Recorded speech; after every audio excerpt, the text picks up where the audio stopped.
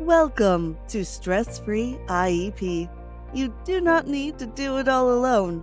With your host, Frances Schefter, Principal of Schefter Law. You can get more details and catch prior episodes at www.schefterlaw.com. The Stress-Free IEP video podcast is also posted on YouTube and LinkedIn, and you can listen to episodes through Apple Podcasts, Spotify, Google Podcasts, Stitcher, and more. Now, here's the host of Stress-Free IEP, Frances Schefter. Hello, everyone, and welcome to the show. For those watching and listening live, I cannot believe it's June already. So close to the end of the school year. It is nuts with meetings and everybody trying to squeeze in a meeting right now. So those of you that are on this side helping out families, I just give you strength and power to get through. And parents, we are here to support you. We will make time for you if you need our assistance. And that brings us to our special guest, who is also an advocate, Dr. Kristin Meyer. So, Dr. Meyer, please introduce yourself. Tell us a little bit about yourself and your business. Frances, thanks for having me today. Yes, I am Dr. Kristin Meyer. I am an educational advocate and consultant based in the Philadelphia region. If you bleed green, you should be on our team, is what we're Fly Eagles. But the Reach Group is our firm, and it is based around the belief that every parent deserves access to the right education so their child can reach their fullest potential.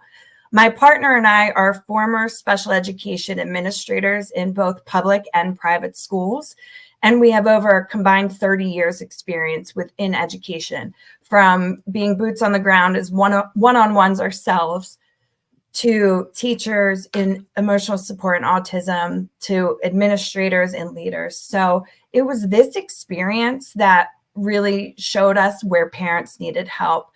I myself, when I was a principal, found that I was calling parents after hours to give them some tips and tricks. And I got in a little hot water. It was so worth it.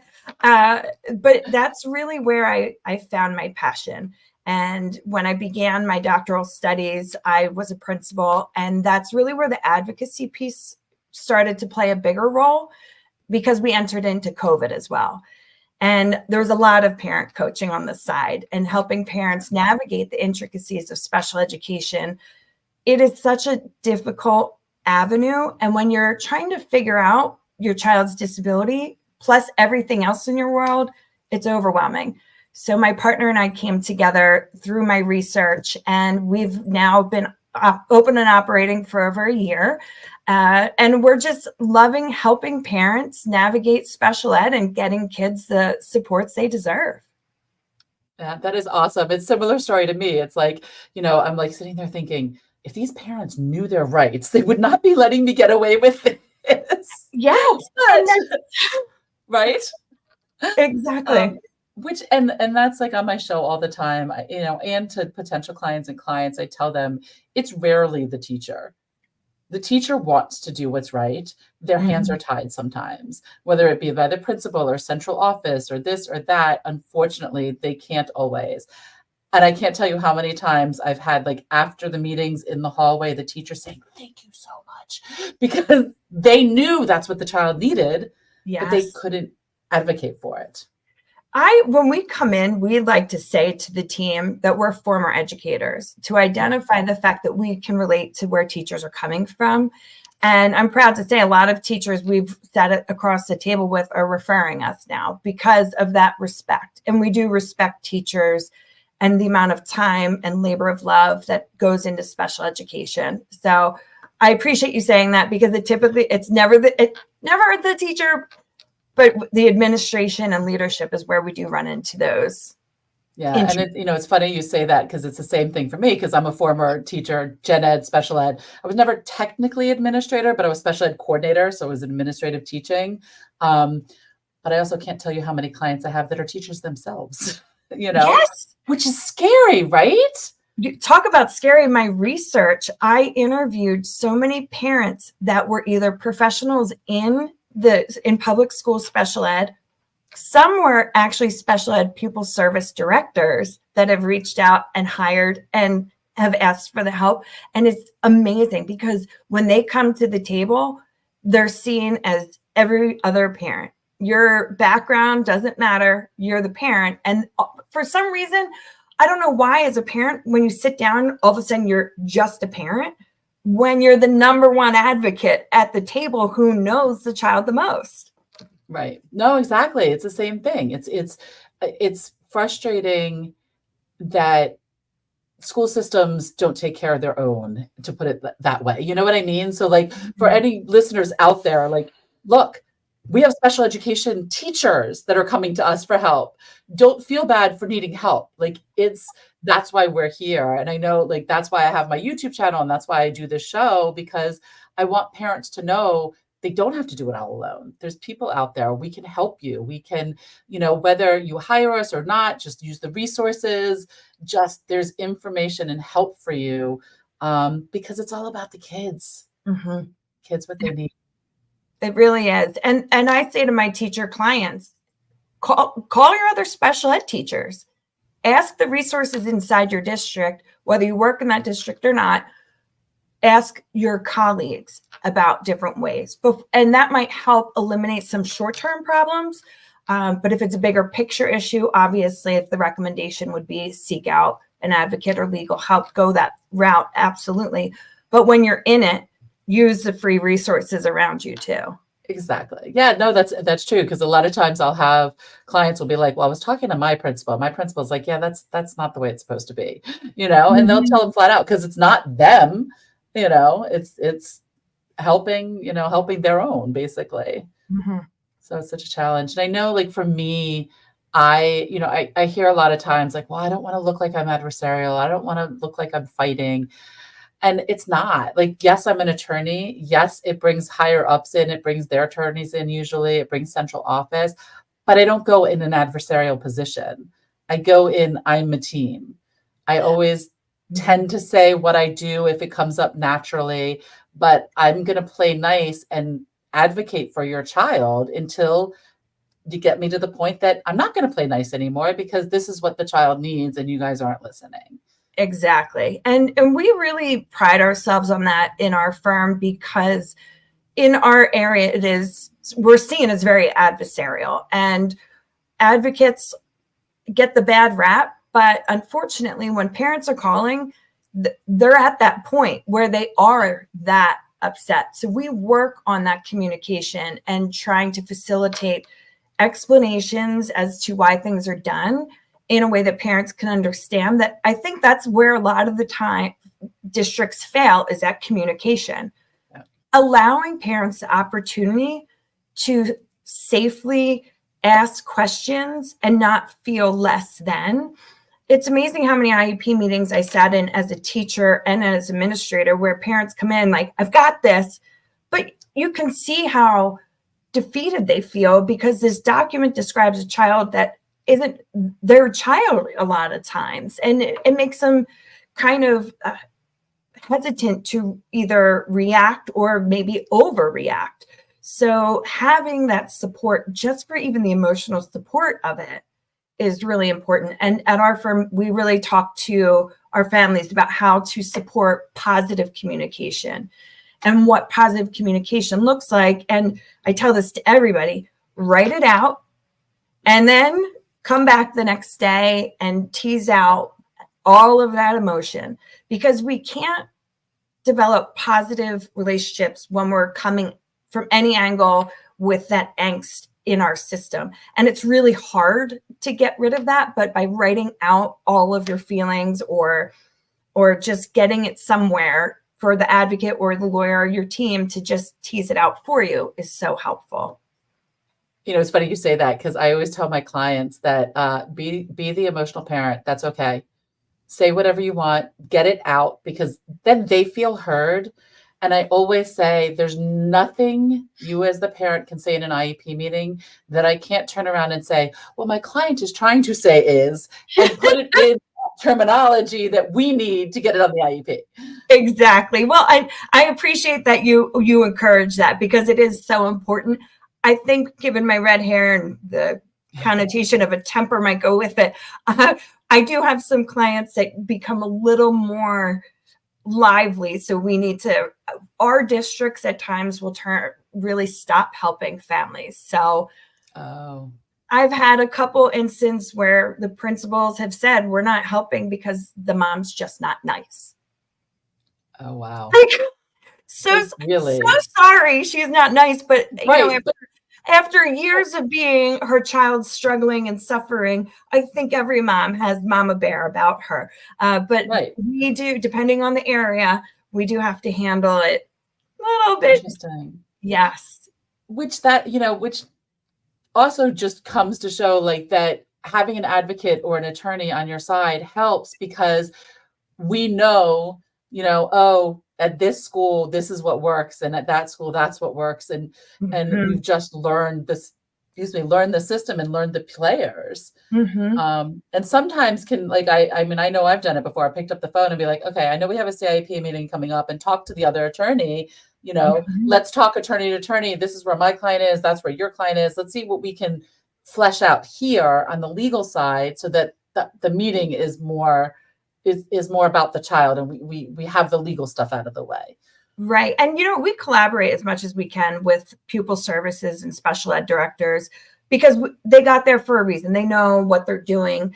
And at the same time, when I'm coaching a parent and have exhaust every outlet of explanation in that IEP meeting, I can pose a question to pupil services or special ed that they're going to respond in a way that reiterates what I may have already told the parent. So, for example, I'm fighting for an approved private school, and mom didn't understand how that relationship dynamic would change. So I said to district, hey, I'm new to the rodeo. How do you in this district operate with this? And I had them explain. So mom heard, but I heard, but then it was also documented how their procedural placements go. And we kind of had that information to help on future instance if we need to fight for it.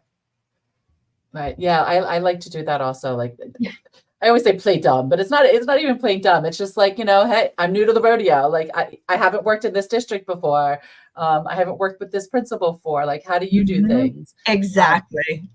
Yeah, because it's get it all in writing, and then making sure the PWN, the prior written notice, has it all correctly. And then if it doesn't, making sure you respond, and they're legally required to update the PWN. And say the client, the parents felt if they have it one way and we write as the parents say, well, wait a minute, this is what we understood it to be. They then have to add it that the parents felt this is what happened. And so many parents don't recognize how important that piece is. If I focus on anything with parental concerns and the PWN area, I will have them, their homework is to really outline everything. And then we go through all of the documentation from the expert side of it and pull out our own parental concerns and encompass them together. And we write that we require it as part encompassed in the IEP under the parental concerns. And I'll tell you, I have some that have been 3 pages long or they're amended. And the districts will say, well, we don't want to. And it's well, why not? Because we have discussed it and we have documented the answers. It's not going to hurt you to put it in, will it? And when you ask them, it's almost like a fight sometimes, but I tell parents that is your voice that carries through every year, your parental concerns, and making sure the district is continually aware that you are an involved parent. You're not squeaky wheel. Everybody worries about being the squeaky wheel. I just think you're using a louder voice to be heard. You're not squeaking anything. You're just the voice that needs to be heard for a child who doesn't have the voice. It's so funny that you say that, because when I was a teacher, back in the days and stuff, and I'm like, I'm never going to be that parent. I'm never going to be that parent. And well, guess what? I am that parent. But you know what? We have to be. So being the squeaky wheel, I don't care. I don't care what the school thinks that I'm a squeaky wheel and that I'm that parent complaining, because my child needs, both my kids are on IEPs, and my kids need the supports, and I know what they're supposed to have. Mhm. My kids' schools has been great, and I haven't had any issues, and they're good. They also know what I do for a living, so they kind of, but it's still, they're a great school. And it's just, if we are not that advocate, that squeaky wheel, that person speaking up for our child, who is? Exactly. And if you feel like you're not being heard, that's when go contact an advocate, Mhm. contact an attorney, depending on what level you are.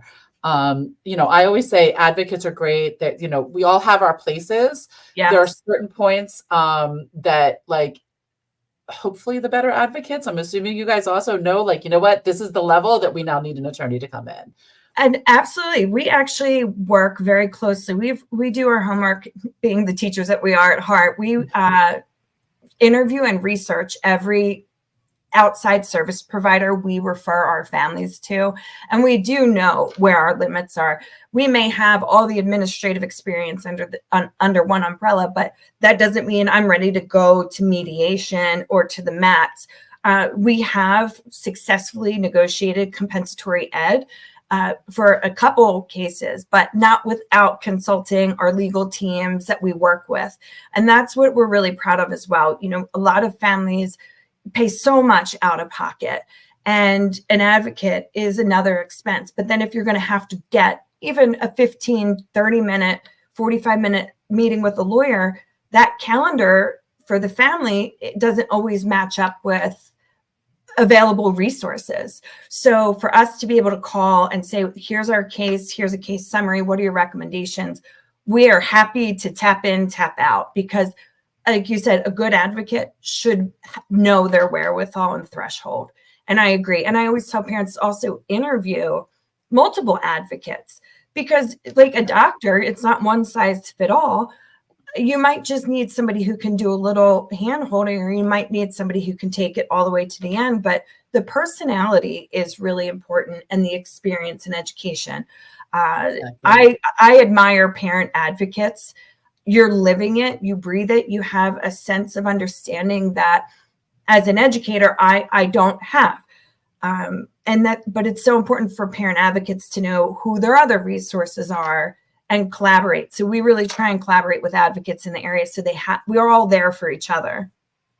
Right. Yeah. And that's the thing. It's like it's sometimes you fit, sometimes you don't. And, Mhm. the scary thing is that anybody can say they're an advocate, like Yes. you can just be a parent of a special ed child, not saying that they're not a good advocate, but like, there's none of that. And people always say, like, well, what with an advocate or an attorney? And I'm like, well, the one other thing is, like, you always have recourse with an attorney. Like, if an attorney messes something up, there's a bar complaint. You know what I mean? Like, our licensure on the line. With advocates, there's nothing. Like, an advocate can take all your money and do all of this, and if you don't get the end result, that's it. There's nothing you can do about it. Not saying they do, but like, that's why you need to interview your advocates. You need to get references, figure out what what's their experience, what their education is. Absolutely. I think that's so important. And I love that there's so many options for people to become advocates through COPA training and other opportunities.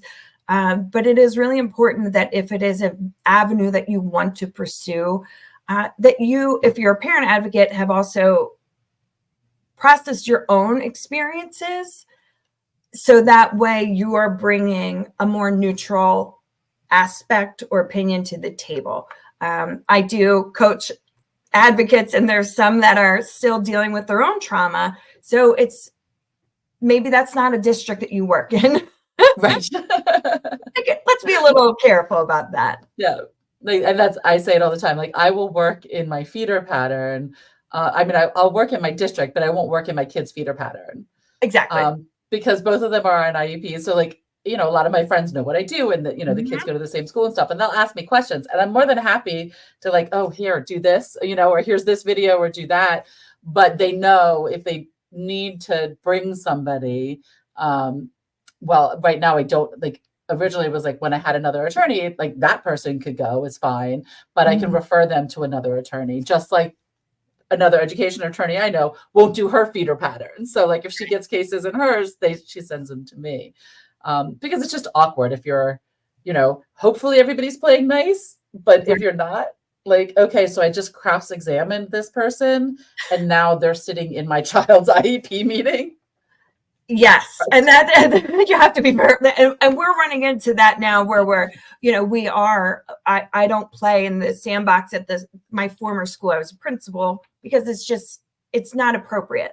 And we really take into consideration all of the special education world to ensure that there's a value of service, not I got you of service.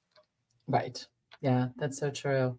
So what, like, I know you said you do a lot of parent coaching. Like, what are some things, just like thinking of our listeners and who might be listening of, like things that parents need the most, or like the top 3 tips for parents when it comes to, educating themselves on going to IEP meetings? I think what I've experienced in my entire career, the most important thing is that a parent recognize that a disability is not the end of their child's story. It's the beginning of a new story.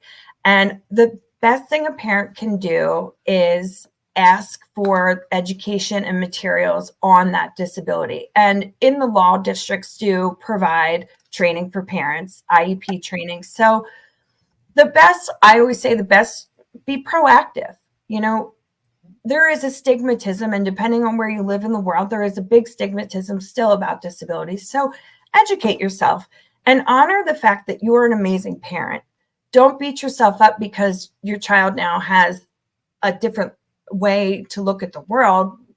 It's a different avenue, yes, but there are so many ways to find the supports. So educating and understanding that a disability doesn't end a child's opportunity. It just creates different opportunities.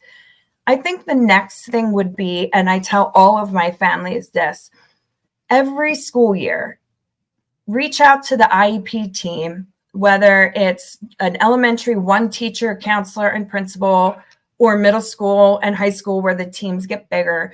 But reach out at the beginning of the year and be proactive. Introduce your child, give your child strengths, bring awareness to whether they have a 504 or an IEP, and identify what their accommodations are.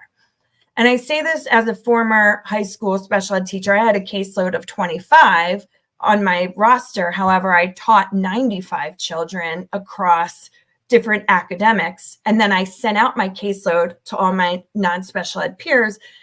And the likelihood of teachers getting through all of those emails saying this, Johnny has an IEP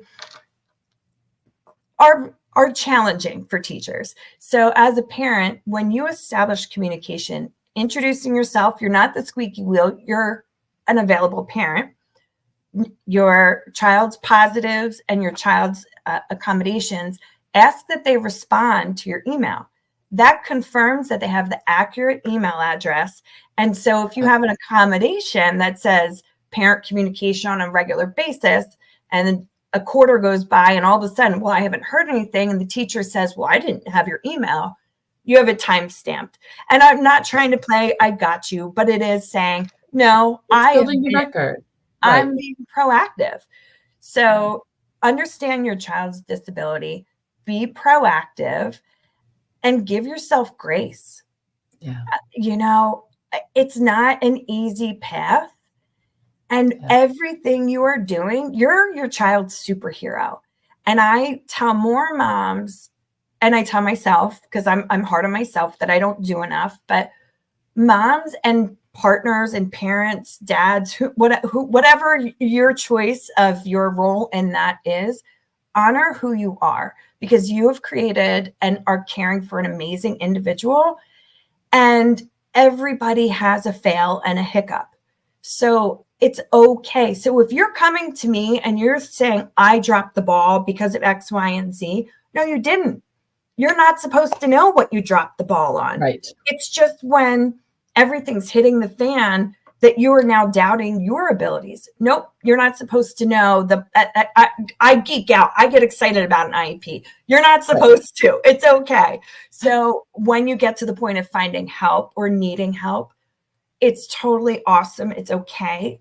And there's no time better than any time to seek out help. So if you have a child that's newly identified, get an advocate at the very beginning. So you are taught, you learn about the disability, you have support, you learn about the IEP process, and hopefully they're good enough that they get you to a point where you can do it on your own. And that's our ultimate goal, is to teach our parents enough that they can say, Chris, I got this. I can write my email now. I can do the parent teacher conference without you. And that's really important to us, is giving parents their power and voice. So honor yourself, moms, dads, grandparents, guardians, because it is a long road. And it's every year these meetings. Yeah. And every year you stand outside the meeting and you're like, oh, is this going to be good? Right. Oh my God. And I still do that on my kids' IEP meetings. You know what I mean? Like, I mean, they usually are, but I do it right? Going into some of these meetings. I'm like, I feel prepared. The parents are prepared. I know how the school's going to react, but you still are like that moment. So because they throw curveballs sometimes.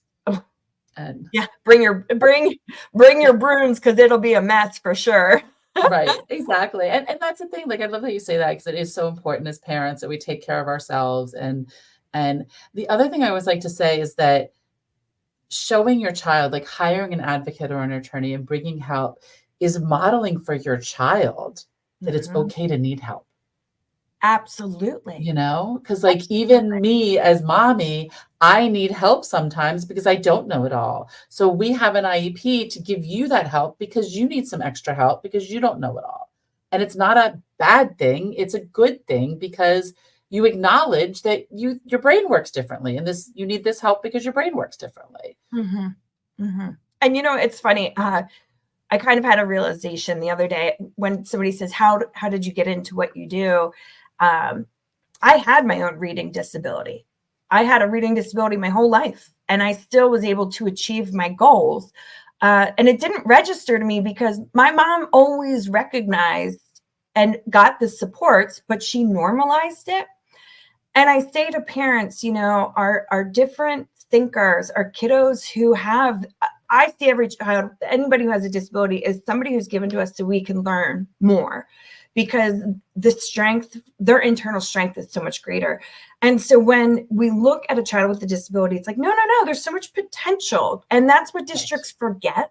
So when we have a kiddo, we can let's normalize their world to the best of the supports around us, and find the networks and the Facebook mom groups and getting those supports around, so that way it becomes more normalized and typical for everyone involved.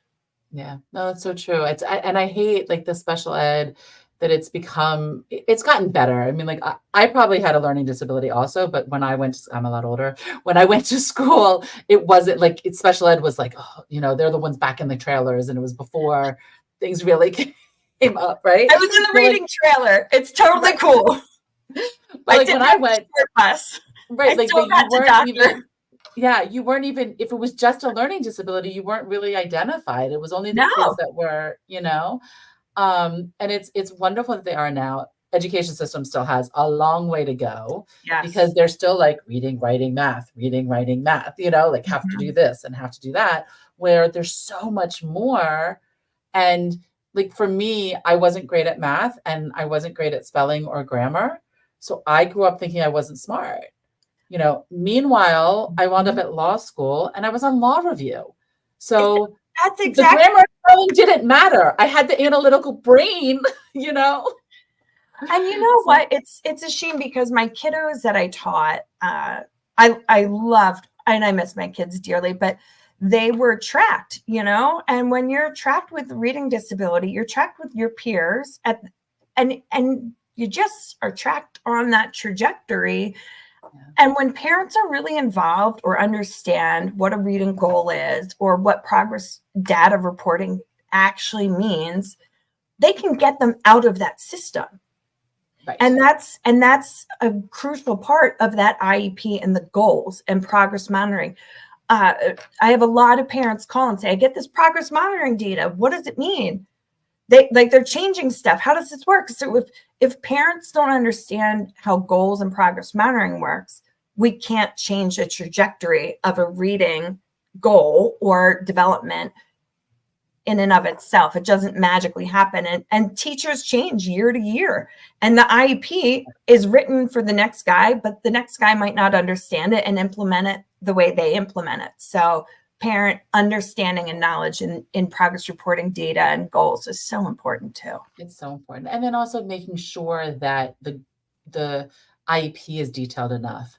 Like for us in supplementary aids and services, for our IEPs, they're all do it slightly different, each county, but like one county, like you have the supplementary aid and services and it says clarify location and manner. And I can't tell you how many times I've seen across all settings. I'm like, that's not clarifying anything. That means your kid's in the hallway with the SLP, right, getting SLP instruction while 50 kids are transitioning. Right. So, I'm like, okay, this doesn't work. And then I always, being the former teacher, I put it in like, I know you as a teacher are doing it right. We just need to get that in writing. Yes. And what I love saying at IEP meetings is like, let's put it this way. If all of us were to win the lottery and be like, peace out, we're going to Jamaica tomorrow, can another team come in, pick up that IEP and know exactly what this child needs? Positive reinforcement. Is this a kid that a thumbs up works? Or is this a kid that wants a tap on the shoulder? Or is this a kid that needs a, hey, great job out loud? Because they're all different. Yes. Right? And interesting. I was in a meeting the other day, and that was exactly the conversation that the teacher said, well, we're doing this, this, and this. And I was okay, where? Because I don't know. And right, we have a very busy road. So I always joke that we'll go out and catch the next bus to the circus. And so I said, I don't know. So if I were to come in for ESY and this child has this sensory issue, which you've identified, and I don't know this, I can set that child up for a trigger for extreme behavior. So just put it down. What's a couple sentences? Exactly. You're doing it already. Let's just put it in writing. Exactly. And that's, and when you put it that way, like the teachers, because that's what I always do is like, I don't try to put it as, well, you're not doing this, you're not doing that. I'm like, I know you're doing it. And then I just tease it out of them. They're like, oh, okay, now I get it. Mm-hmm. Because the other thing that people don't realize is that even special education teachers, they're never really taught how to write an IEP. Right? Unless you take my class. No, right. But yeah, I mean, you have to take intensive classes, and even then they're not that great because there's so much other stuff and timelines. Yep. So yes, even the training isn't there all the time for classroom settings. So when you're a new special ed teacher coming out, I didn't know I'd end up in emotional support with autistic children. No, it was just my strength. That's where my leadership saw me go. But then you could end up in a multi-disability classroom. That is a whole new world. And you need to be able to write IEPs for that. I will tell you, I cannot write a medical IEP. I know that's my area of weakness. I'll refer you to my colleague. And I think that's what a lot of, you hit the nail on the head. I mean, the programming for even special ed teachers and training and professional development is so important, and districts and schools don't always recognize that. Yeah. And they fail the teachers. And I always feel bad because the teachers are the ones that get the bad rap a lot of times. Yes. But, like you see these new teachers coming out and they have no support. And they're thrown in the classroom, thrown to the wolves, yes. and district will come in. But when it comes to, well, have you been collecting the data? Well, what is data? Right. And what is data collection, and how long is a long enough time to establish a trend and see a behavior? I mean, there's so many variables and things that because teachers go so quickly into specific avenues, they are limited on that information, and how it's done across the board is not consistent. And going to your comment about districts, one district does data one way and another does another way. And the law is interpreted so differently, miles apart. Yeah. And that goes back to also, making sure at the beginning of the year, because that's something I say also, is to talk to the teachers and say, because look, when I taught regular ed, even when I taught special ed, yes, I read the IEPs.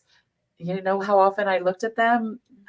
Maybe quarterly, which I hate admitting, but it's real, because I'm trying to do lesson plans and I'm trying to teach your child and I'm trying to put in behavior modifications and doing all this other stuff. And sometimes it just falls behind and I forget, or I learn it so well, like I know your child so well that it doesn't even dawn on me that I'm doing it. So it's not on the IEP.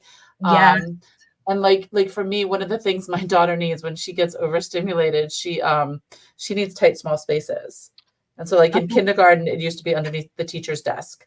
And then in first grade, she used to go in, first grade might've been virtual, whatever. One grade, she would go into her locker because she needed that. And she's really good at like going in, getting herself together, and then coming out and processing and being fine. But she needs that space. And so I, at the beginning of the year, talk to the teacher. I'm like, okay, this is what she needs. Like, because that's most important, because if she has that, she can self-regulate. Yes. So that's like the one thing. I don't expect the teacher to remember every single supplementary aid and service and every single accommodation, but like that thing is the one thing I know if she has, there's going to be less episodes of dysregulation. Absolutely. I have a client that doodles when they are having an anxiety attack that's about to come on. They start to doodle. And if the rate of speed increases, the teacher is to send them on their way. But the teachers failed to implement. They just made sarcastic comments about how the student was doodler. And a middle school student being called out as a doodler when they're having an anxiety attack, I don't know, doesn't always end well. So that's what we called the teacher on the carpet for. It was like, did you know this child's accommodation? Did you? And their response was no. Right. You're aware now, and now let's move forward. But mom said, I didn't even think to email the team to say that. Right. And it's like, well, you wouldn't think to either, because it's something you're used to, but not. Well, and it's also, as parents, you expect the teachers to know and implement the IEP fully, which is generally a good expectation, but it's the reality of there's 20, 25, 30 kids in the class, and get into middle school and high school. Right. And half of them have an IEP. It's not always easy. And, as we already know, teachers are overworked and underpaid for just teaching gen ed. So not even adding your special ed kids in there. And it's, us being proactive. And honestly, I don't think I've ever had a teacher, as a teacher, been like, oh, I can't believe this teacher's telling, this parent is telling me that. I know it's in the IEP. Like, they're always appreciative because they want their classroom to be a good learning environment. They want the kids to stay regulated. And if we give them that, hey, make sure of this, it makes their job so much easier. Oh, absolutely. Absolutely. And I even tell parents, if your kiddo's having a bad morning, we all have our phones handy, shoot the teacher a text, shoot them an email. And the subject line is rough start to the day. Right. Handle with care, rough morning. Like, just give teachers a heads up. When I was an emotional support teacher, I had so many moms say that their kids were coming in, and I could blast that to my colleagues, and it just set everybody else up for a strong day. Because, okay, when Joey comes in and he's dysregulated, he's going to go right to Dr. Meyer and bypass science. And I know he's there. Like, so there's, again, that goes back to that communication. Yeah, no, it's so true. And it's funny though, because the couple of times that I've emailed the teachers that like, all right, it was a rough morning, they wind up having the best school day. Like, she was totally off the wall for me, totally dysregulated, almost missed the bus, but then, wow, she was a joy to have in class today. We had no issues. She did all her work. And I'm like, what? Like, she saves it all for me? Okay, thanks. Right. Which is fine. I'd rather her, you know what I mean? Because we're home.